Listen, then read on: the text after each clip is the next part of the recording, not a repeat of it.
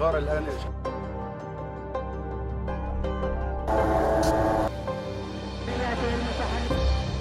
Israel अपने अस्तित्व की जंग लड़ रहा है, वहीं मिडिल ईस्ट में उसके चारों तरफ एक ऐसा आग का चक्र तैयार हो गया है जिस पर कदम रखते ही इजरायली सेना के ऊपर बम और गोले बरस रहे हैं।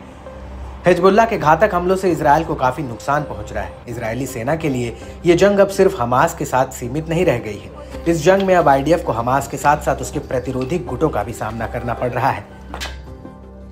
हिजबुल्लाह हर घंटे और हर दिन अपने हमलों में इजाफा कर रहा है। पेजर और वॉकी टॉकी ब्लास्ट के बाद से हिजबुल्लाह बदला लेने के लिए बेचैन है।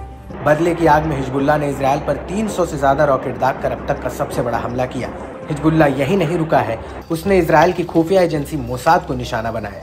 जी हाँ, हिजबुल्लाह ने पहली बार इजरायली खुफिया एजेंसी मोसाद के मुख्यालय पर मिसाइल दागने का दावा किया है।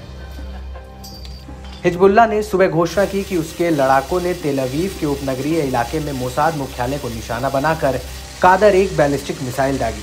समूह के बयान के मुताबिक मोसाद उनके नेताओं की हत्या और पेजर तथा वॉकी टॉकी विस्फोटकों के लिए जिम्मेदार है, जिसमें दर्जनों लोग मारे गए और लेबनान में हजारों लोग घायल हो गए। इसके साथ ही हिजबुल्लाह ने कहा कि यह हमले का गाजा पट्टी में दृढ़ फिलिस्तीनी लोगों और उनके बहादुर और सम्मानजनक प्रतिरोध के समर्थन में है, लेबनान और उसके लोगों की रक्षा के लिए है। दरअसल हिजबुल्लाह इस वजह से भी भड़का हुआ है क्योंकि इजराइल की तरफ से बेरूत में किए गए हवाई हमलों में उसके एक वरिष्ठ कमांडर की मौत हो गई है। इजराइल और हमास के बीच जारी जंग में ऐसा पहली बार है जब हिजबुल्लाह ने तेल अवीव पर रॉकेट से हमला किया है। वहीं दूसरी तरफ आईडीएफ दावा कर रही है कि हिजबुल्लाह की मिसाइल को उसके एयर डिफेंस सिस्टम ने इंटरसेप्ट कर लिया है। आईडीएफ ने कहा कि रॉकेट हमलों को एयर डिफेंस सिस्टम ने नाकाम कर दिया, जिसके बाद तेल अवीव में चेतावनी वाले सायरन बजने लगी। आईडीएफ के मुताबिक किसी तरह के नुकसान या हताहत होने की कोई रिपोर्ट इस मामले में सामने नहीं आई है। वहीं इजराइल भी लगातार हिजबुल्लाह के ठिकानों पर हमले कर रहा है। इजराइल ने लेबनान के कई इलाकों में एक साथ हमला किया। आईडीएफ ने कहा कि उसके फाइटर जेट्स ने रात में लेबनान के कई इलाकों में एयर स्ट्राइक कर हिजबुल्लाह के कई लॉन्चिंग पैड को नष्ट किए हैं। इस सब के बीच इजराइल के पीएम बेंजामिन नेतन्याहू ने लेबनान के नागरिकों को एक संदेश दिया है कि इजराइल की जंग लोगों से नहीं बल्कि हिजबुल्लाह से है। हिजबुल्लाह लेबनान के लोगों को ढाल बना रहा है और हिजबुल्लाह ने हमारे घरों पर रॉकेट दागे, हमारे लोगों को बचाने के लिए हमले किए।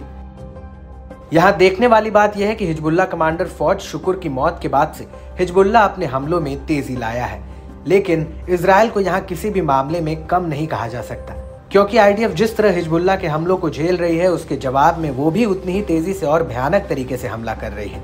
24 सितंबर को भी इजराइल ने लेबनान पर ताबड़तोड़ हमले किए और इन हमलों में 6 लोगों के मारे जाने की बात सामने आई। यह हमला बेरूत के दक्षिणी उपनगरों में हुआ, जहां हिजबुल्लाह का प्रभाव अधिक है। इस बीच लेबनान की राजधानी बेरूत में हिजबुल्लाह के एक और वरिष्ठ कमांडर इब्राहिम कुबैसी की मौत का मामला भी सामने आया।